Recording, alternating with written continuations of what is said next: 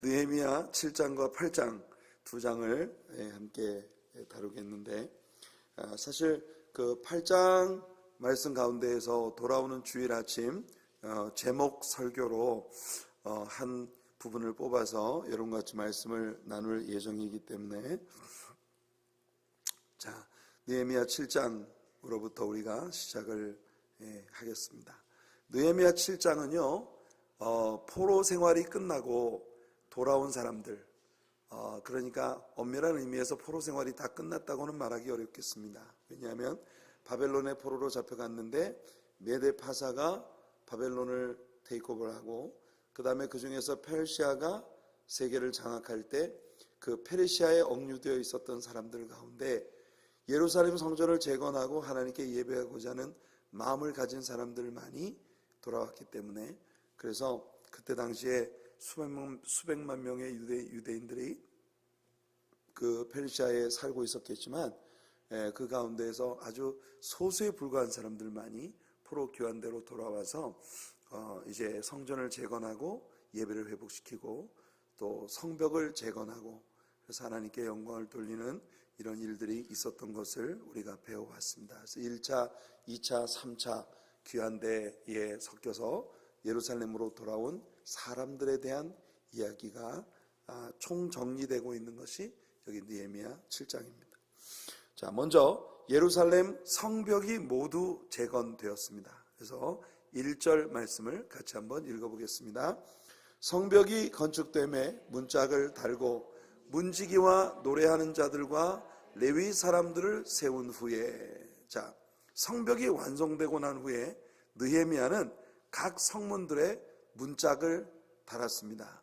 이 문짝을 단다는 것은 성벽 밖에 있는 사람들이 함부로 성벽 안쪽으로 드나들 수 없도록 그렇게 통제하는 그런 일을 시작했다는 것을 의미하죠. 그러면서 느헤미야는 이 성문마다 문지기들을 두었다는 것입니다. 문지기, 이 사람들이 바로 워치맨, 파수꾼들입니다. 각 성벽 문을 지키면서 외부로부터 함부로 이 성벽에 드나들지 못하도록 문을 지키는 사람들을 느헤미야가 세웠다. 느헤미야는 이 완성되진 성벽에 세 가지 사람들을 세웠어요. 그 중에 첫 번째가 바로 여기 나오는 것처럼 워치맨, 파수꾼들, 문을 지키는 사람들을 세운 것입니다. 이 사람들은 성벽을 순회하면서 성벽 안에 있는 사람들에게 성벽 밖에서 무슨 일이 벌어지고 있는지를 알리는 일을 하는 사람들이었어요. 만일 어떤 적이나 위험한 무리들이 다가오면 이들은 나팔을 불어야 했습니다. 그들은 밤낮으로 쉬지 않고 이 일을 계속해야만 했습니다. 그래서 그들은 그야말로 24hour job을 행하고 있는 그런 인물들이었습니다. 우리들의 신앙생활에 있어서 깨어서 살피는 일은 얼마나 중요한 일인지 성경은 여러 곳에서 우리에게 깨어 살피라고 권고하고 있습니다.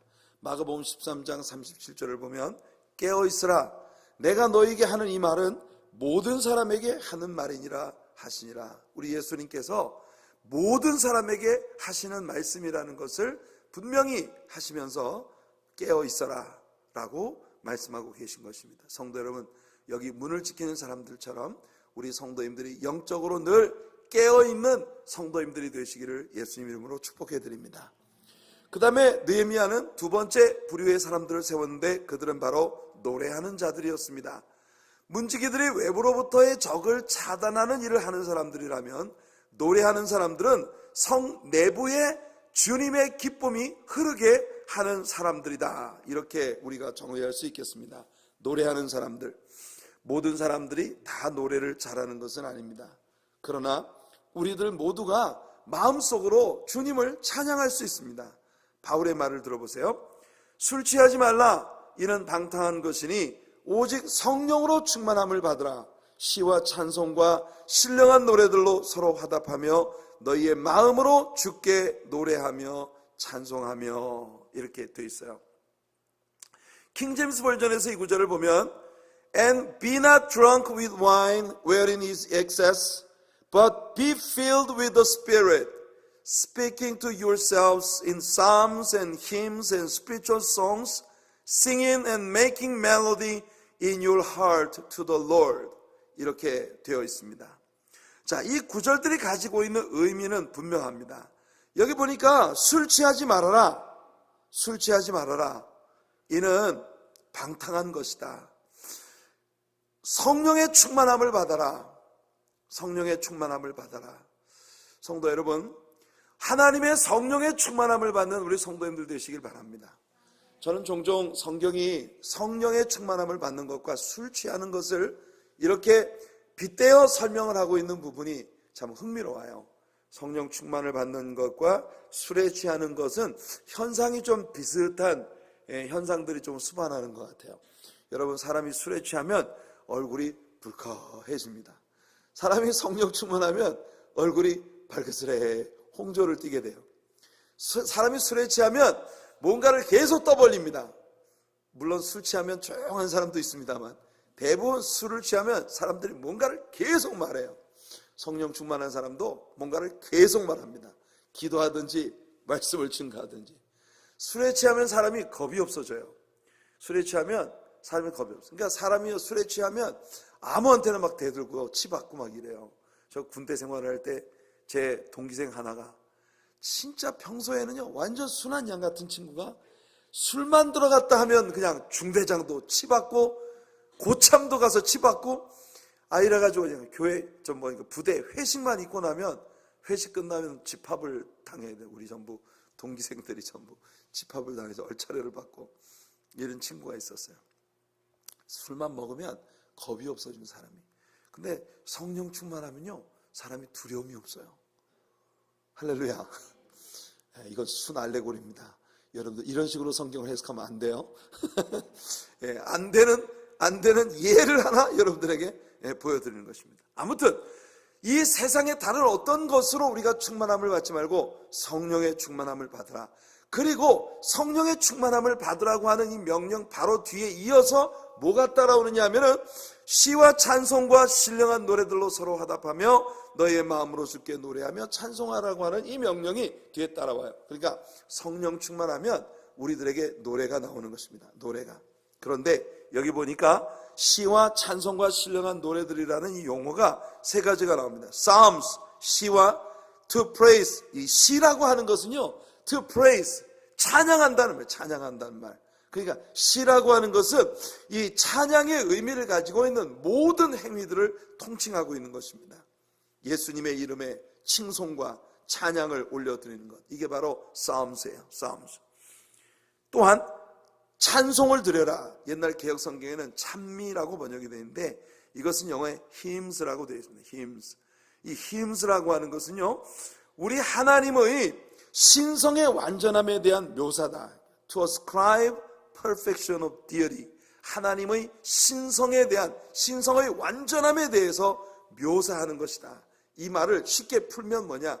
직접적으로 하나님의 거룩하심과 하나님의 영광을 드러내는 찬양이 바로 찬송이에요. 여기 나오는 hymn. 우리가 가지고 있는 찬송가 책 있잖아요. 그 영어로 그 찬송가 책 제목을 뭐라면 hymns, hymnal 이렇게 되어 있습니다. hymn. HYMN, hymns.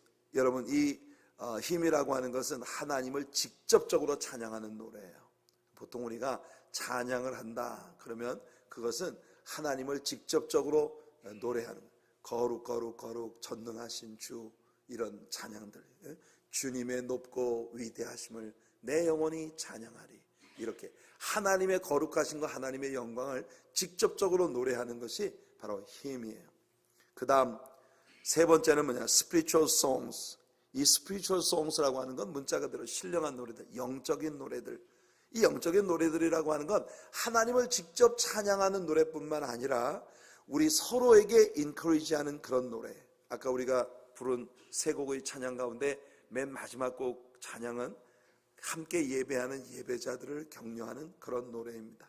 주님을 예배하는 당신은 이 세상에 주님의 승리를 나타내는 그리스도의 용사이고 또 세상의 영혼들에게 구원의 소망이 되어지는 하나님의 사역자들이다 하면서 서로를 인커리지 해주는 그런 노래, 또는 내 마음속에 있는 신앙의 간증들, 이런 걸 담고 있는 것이 바로 spiritual songs입니다. 여러분들 복음성가 이런 말을 많이 합니다. 복음성가라고 하는 건 문자 그대로 성경의 내용들을 노래로 만든 것이 복음성가예요. 근데 이 복음성가 안에는 아까 이야기한 간증적인 그런 노래들도 많이 포함이 됩니다. 그래서 여러분들이 한 가지 아셔야 될 건, 우리가 가지고 있는 이 찬송가 속 안에 있다고 해서 그게 다 힘이 아니에요. 찬송가 안에 있다고 해서 그게 다 찬양이 아니에요. 우리가 가지고 있는 찬송가 안에도 복음성가가 많습니다. 예를 들면 죄짐 맡은 우리 구주 어찌 좋은 친구지, 이건 복음성가예요. 이건 찬양이 아닙니다. 그거 뭐냐면은 걱정 의심 무거운 짐 우리 주께 맡기세, 이거는 서로에게 권하는 노래입니다. 서로에게 권하는 노래. 하나님의 진리 등대, 이런 노래들, 물 건너 생명줄 던져라, 이런 건 찬송가 안에 있지만 이건 찬양이 아니에요. 이거는 우리들 서로에게 고백하는 그런 노래, 내 신앙을 고백하는 노래, 이런 노래들입니다. 그러니까 여러분들 오늘날 찬송가 밖에 있는 노래들 가운데 많은 노래들이, 탕자처럼 방황할 때에 뭐 이런 노래들 있잖아요. 그런 노래들은 복음성가라고 하지 않습니까? 찬송가 밖에 있기 때문에 복음성가가 아니에요. 찬송가 밖에 있지만 나의 사랑, 나의 생명, 나의 예수님, 나의 힘 되신 여호와여 내가 사랑합니다, 이런 노래는요 찬송가 안에 포함되지 않았지만 이건 월십성입니다. 경배의 노래예요. 경배의 노래. 그래서 여러분들, 우리가 찬송가 안에 있는 노래들만이 찬양이고 어디 예배 시간에 복음성가를 불러, 이런 분들이 있어요. 그건 무지해서 하는 소리입니다. 못 배워서 하는 소리예요. 여러분, 찬송가 안에 있다고 해서 다 찬양이 아닙니다. 그래서 우리가 보통 예배를 드릴 때 말입니다, 주일 아침 예배를 드릴 때 일부 예배 때는 우리가 찬송가를 부르지 않습니까? 찬송가 가운데서 처음에 예배를 오프닝하고 난 후에 부르는 찬양들은 대부분 힘, 주님을 향한 직접적인 찬양들의 노래들 가운데 곡을 골라요. 그 다음에 두 번째, 설교 전에 부르는 노래는 그날의 설교의 ธีme에 맞는 그런 복음성가들을 포함한 다양한 찬양들 가운데서 우리가 선택을 합니다. 주로 1장에서 100장 안쪽에 있는 찬양들이 대부분 하나님을 직접적으로 찬양하고 있는 힘이에요. 예수 우리 왕이여 이곳에 오소서, 이런 찬양들도 원래 찬양 속에 찬송가 속에 없었는데 이게 지금 다 여기 포함된 거 아니에요? 이런 노래들도 아주 좋은 경배의 찬양입니다. 그러니까 요즘에 여러분 젊은 그런 찬양 작가들에게 하나님께서 하나님을 직접적으로 노래하는 너무 아름다운 예배의 찬양들을 참 많이 만들게 하셨어요. 그러니까 오늘날에 만일 우리가 가지고 있는 찬송가가 재편집되어지는 그런 찬스가 온다면 이런 노래들은 분명히 찬송가 속에 포함될 수 있는 너무나 아름다운 곡들이에요. 어떻든 찬양이라고 하는 것의 개념에 대해 바울이 세 가지를 이야기했습니다. 시, psalms, 이 시라고 하는 것은 악기 연주를 포함한 모든 하나님의 그 영광을 찬양하는 찬양 행위들을 모두 포함하고 있는 것이 바로 psalms예요. 그러나 힘, 이거는 하나님을 직접적으로, 하나님의 영광, 거룩하심, 하나님을 직접적으로 노래하는 것이 바로 힘이고, 이게 찬송이고 찬미입니다. 그 다음에 신령한 노래들, 영적인 노래들은 복음성가, 우리 서로를 권고하는 그런 찬양들, 영적인 노래들, 신앙적인 가사들이 담긴 그런 노래들을 이야기하는 것이에요. 자, 그런데 느헤미야는 우리가 주님을 찬양할 때 그러면 어떤 방법으로 찬양할 것인가, 이 찬양의 방법론에 대하여 두 가지를 바울 사도가 우리들에게 권고를 합니다. 첫째는 뭐냐면 speaking to yourselves, 이 말을 뉴 킹 제임스 버전에서 speaking to one another 이렇게 되어 있습니다. 우리가 찬양을 한다는 건 하나님께만 찬양을 하는 것이 아니라 서로에 대한 우리들의 언어 속에도 주님을 높이는 이런 노래들이 우리 안에, 우리의 언어 속에 포함이 되어 있어야 된다는 거예요. Speaking to one another in psalms and hymns and in spiritual songs. 그러니까 우리가 시와 찬미와 신령한 노래들을 우리들의 서로에게 대한 우리들의 언어 속에서 이게 쏟아져 나와야 된다는 거예요. 그러니까 찬양은요, 딱 마음 잡고 찬송가 펼쳐놓고 앉아서 드리는 것만이 찬양이 아니에요. 신자의 찬양은 일상생활 가운데 우리들의 대화 속에서 하나님께 쏟아지는 것이 바로 찬양이 돼야 한다. 네, 아멘. 여러분들의 삶이 다 찬양이 되기를 예수님 이름으로 축원해 드립니다. 그 다음에 바울은요, 너희의 마음으로 주께 노래하며 찬송하라는 거예요. Singing and making melody in your heart to the Lord. 이 말은 앞에 speaking to one another, speaking to yourselves라고 하는 말에 이 문장까지 사실은 다 걸리는 거예요. 그 언어들 속에 바로 나의 마음 속에서 making melody in your hearts, 우리들의 마음 속에서 주님 때문에 막 계속 멜로디가 흘러나오는 거 있잖아요. 여러분들 사람이 기분이 좋으면 뭐가 나옵니까? 콧노래가 나옵니다. 콧노래. 마음이 행복해지면요, 제일 먼저 사람이 나타나는 게 노래를 불러. 콧노래를 불러요. 여러분들 주님만 생각하기만 하면 내 마음속에서 막 콧노래가 절로 나오는 거.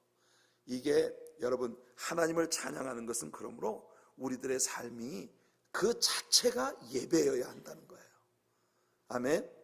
우리들의 일상적인 대화, 우리들의 내면에 숨은 우리들의 마음속에서 making melody in your heart, 우리들 안에서 막 예수님이 멜로디를 불러 일으키는 막 그런 분이 되시는 그런 경험을 여러분들의 삶에서 늘 하면서 살아가는 우리 성도님들 되시기를 예수님의 이름으로 축원해 드립니다. 자, 그러므로 우리는요, 삶에서 외부로부터 들어오는 대적을 물리치는 문지기가 돼야 하고 파수꾼이 돼야 하고, 우리들의 내면에 주님의 영광이 항상 넘치게 만드는 노래하는 자들이 돼야 하고, 그 다음 세 번째로 느헤미야는 레위인들을 세웠습니다.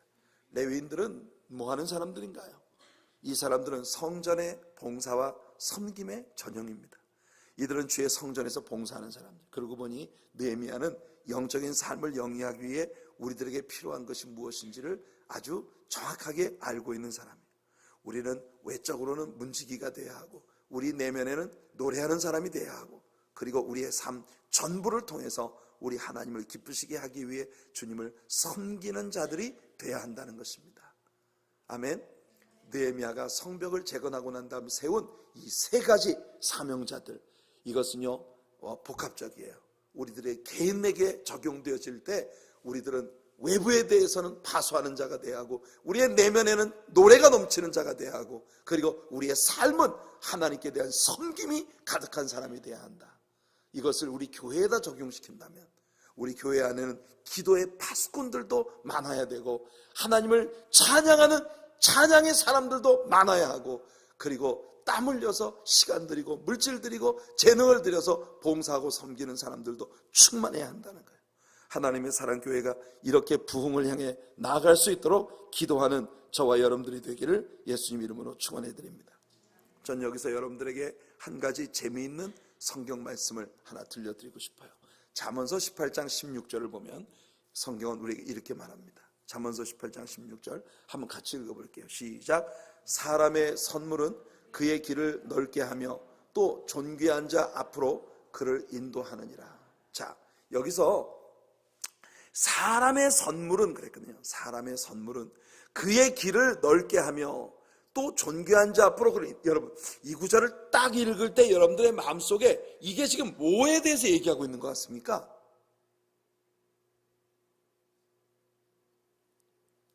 뭐에 대해 말하고 있는 것 같아요? 사람의 선물은 그랬거든요. 선물은. 이건 뭐냐 하면은 일종의 적절히 뇌물을 줄 아는 사람은 출세를 하게 된다. 이런 구절로 이거 지금 딱 이해하게 되겠죠? 안 그렇습니까, 여러분? 예, 뇌물을 적절히 쓸 줄 아는 사람은 존귀한 자로 성공의 대로로 나아가게 된다. 이렇게 해석될 수 있거든요.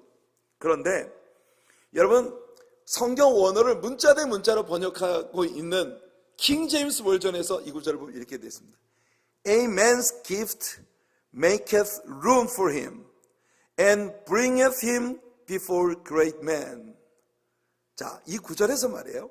gift라고 하는 이 단어 하나가 사실은 이 gift라고 하는 이 단어로 번역이 되어진 히브리어 원어가 하나님께서 우리들에게 주신 은사를 지칭하는 그런 용어예요. 이건 내용이 완전 달라집니다.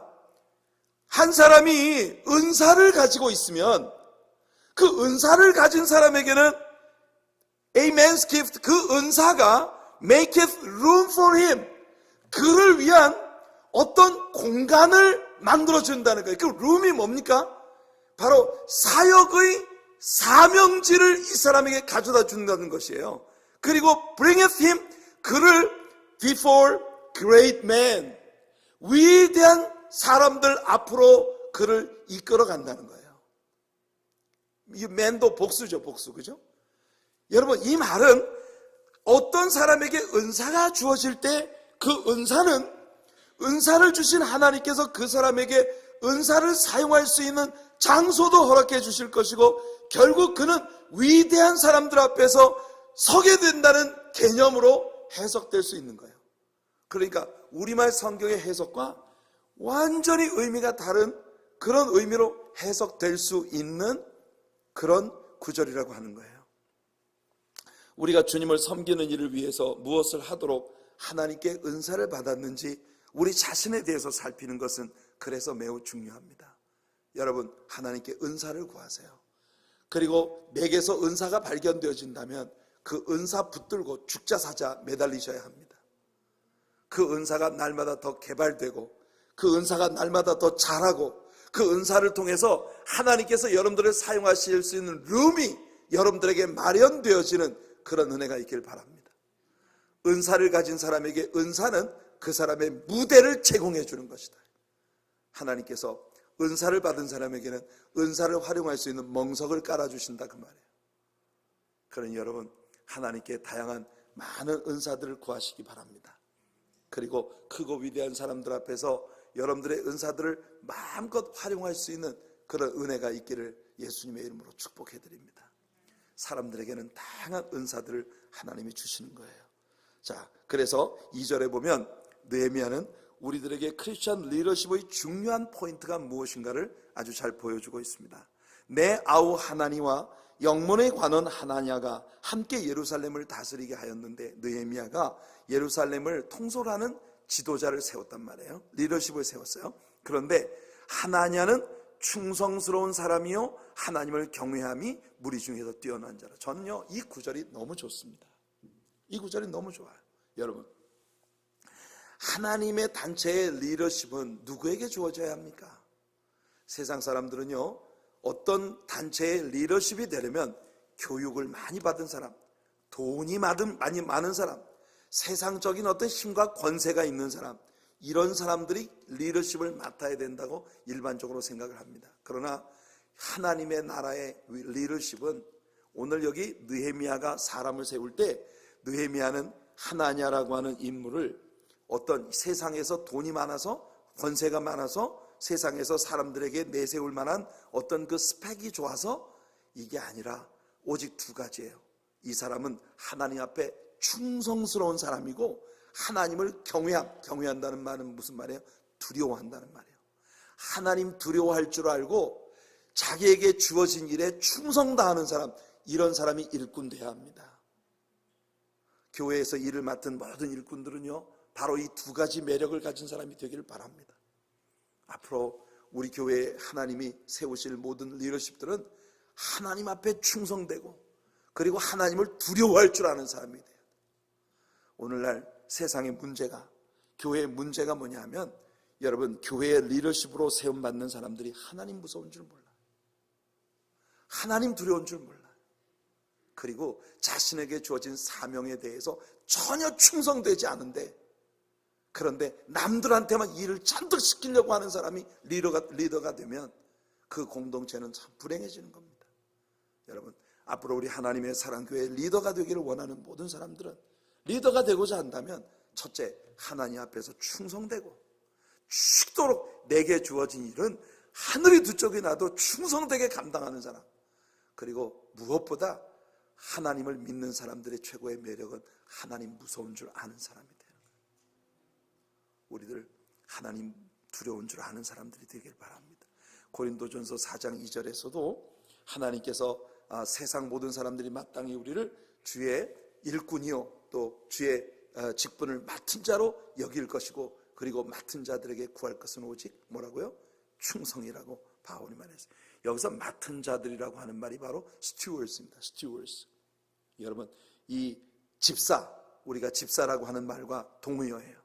교회 모든 직분자들에게 구할 것은 세상 교육, 물질, 권세 이런 것이 아니라 하나님께 대한 성실과 충성심, 이 두 가지가 하나님의 일을 맡은 모든 사람들에게 필요로 하는 가장 큰 매력의 포인트라고 하는 걸 여러분 꼭 기억하시기를 예수님 이름으로 축원해 드립니다. 자, 그 다음에 우리가 이제 7장에서 1절과 2절, 2절 공부했거든요, 지금까지. 그런데 이 7장이 몇 절까지 있어요?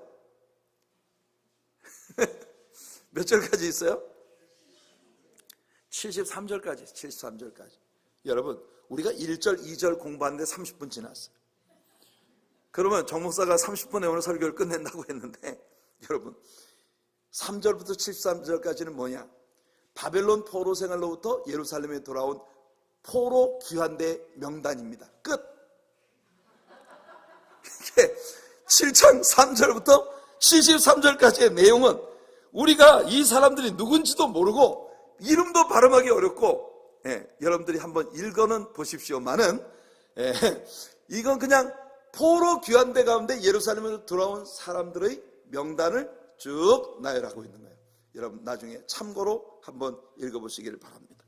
자, 8장을 보면요, 수문학 광장에서 집회가 열리는데 이 수문학 광장에서의 집회의 모습을 1절과 2절이 우리들에게 얘기해주고 있어요. 자, 한번 읽어볼게요. 1절, 2절 시작. 이스라엘 자손이 자기들의 성읍에 거주하였더니 일곱째 달에 이르러 모든 백성이 일제히 수문 앞 광장에 모여 학사 에스라에게 여호와께서 이스라엘에게 명령하신 모세의 율법책을 가져오기를 청하매 일곱째 달 초하루에 제사장 에스라가 율법책을 가지고 회중 앞 곧 남자나 여자나 알아들을 만한 모든 사람 앞에 이르러. 자, 여기 보니까 아주 매력적인 것이 뭐냐면 이 이스라엘 백성들이 일곱째 달에 이르렀을 때에 수문 앞 광장에 일제히 모였다. 이 일제히 모였다는 것이 as one man, 마치 한 사람처럼 그렇게 완전히 한 마음에 대해서 이 사람들이 모였다는 거예요. 무엇에 완전히 한 사람처럼 한 마음이 되었다는 것입니까?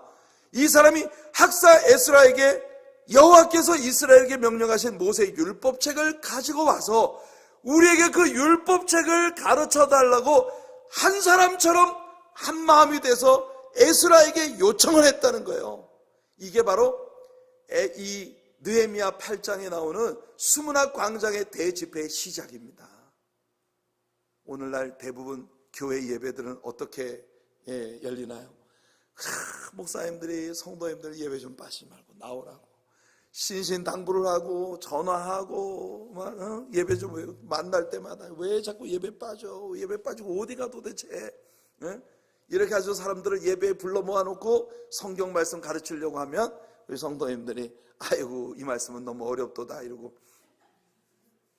그런데 이 느헤미야 8장에 나오는 수문학 광장의 집회는요, 거꾸로 백성들이 한 마음으로 다 모여서 주의 종에게 율법책 갖고 와서 우리 율법책 좀 읽어주고 가르쳐 주세요 하고 요청을 했어요. 우리 하나님의 사랑교회 2018년도의 모든 예배는 여러분들이 먼저 다 모여서 목사님 제발 우리에게 말씀 좀 갖고 와서 가르쳐 주시옵소서, 이러면 제가 이제 쓱 나타나는 거예요. 이게 2018년도에 우리들의 예배의 모습이 되기를 축복합니다. 아멘은 생각해 보시고 집에 가서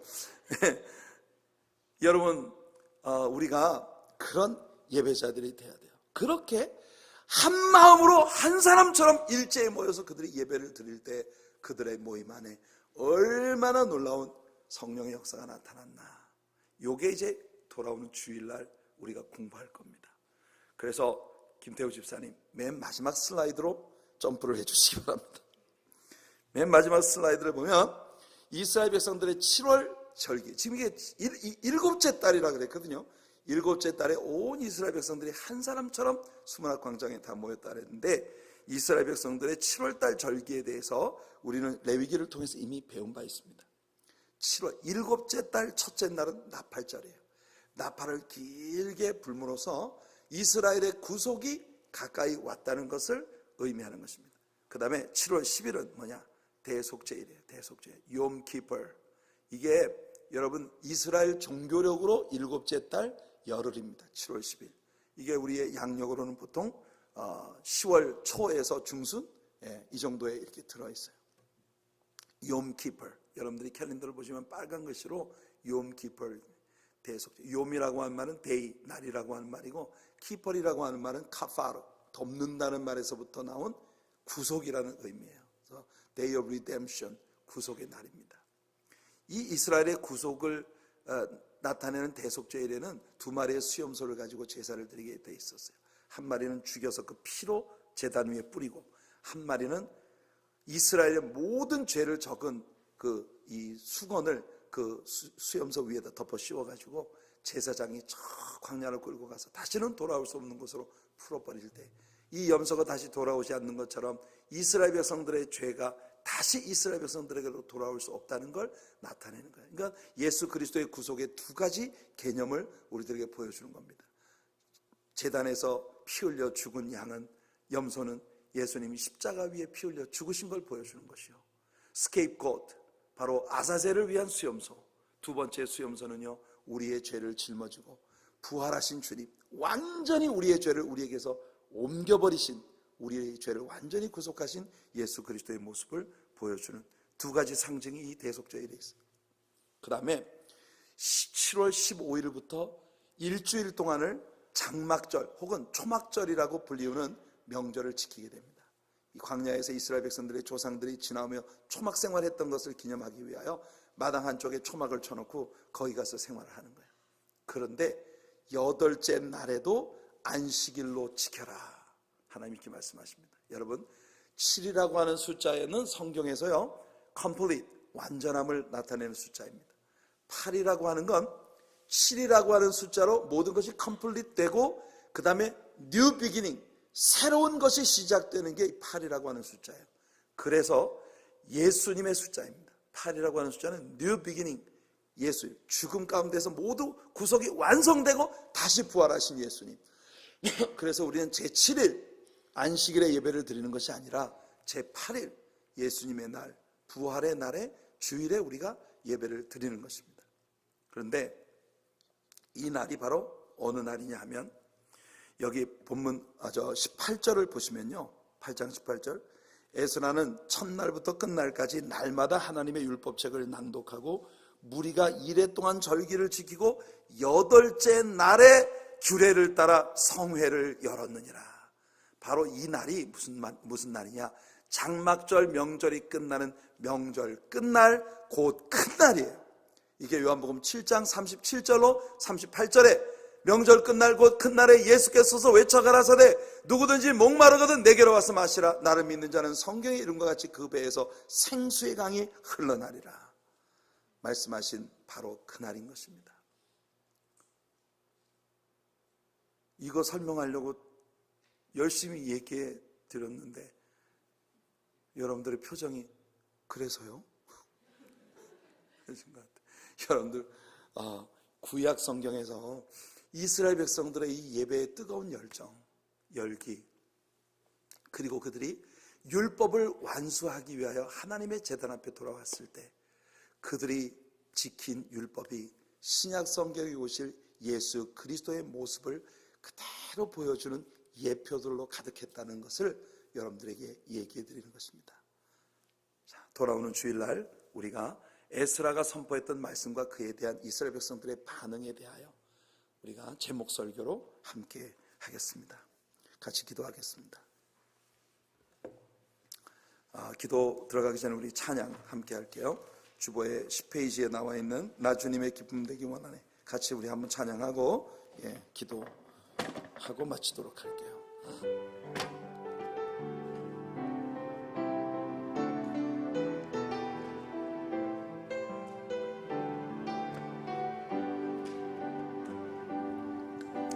나 주님의 기쁨 되기 원하네. 마음을 새롭게 하소서.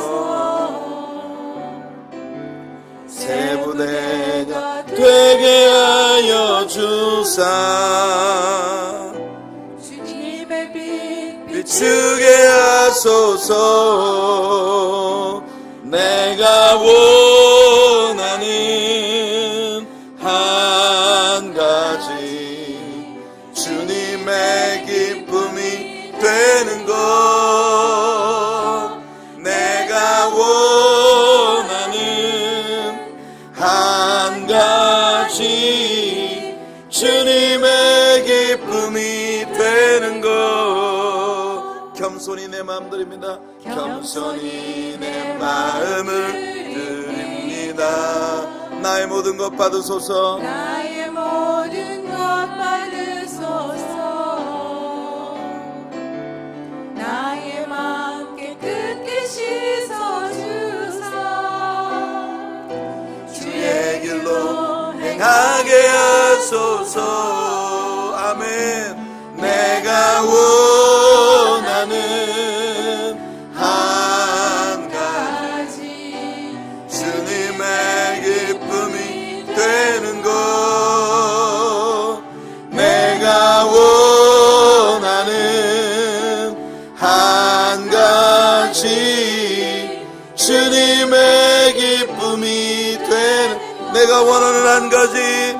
내가 원하는 한 가지 주님의 기쁨이 되는 것. 내가 원하는 한 가지 주님의 기쁨이 되는 것. 이 시간 우리 통성으로 한번 주님 앞에 기도하겠습니다. 합심으로 우리 기도할 때 우리가 찬양한 것처럼 주님의 기쁨이 되는 자녀들이 되게 해주시옵소서. 오늘 우리는 느헤미야가 정말 하나님의 마음을 너무나 잘 아는 그런 하나님의 아들로서 이스라엘 백성들에게 예루살렘 성벽을 재건하고 난 후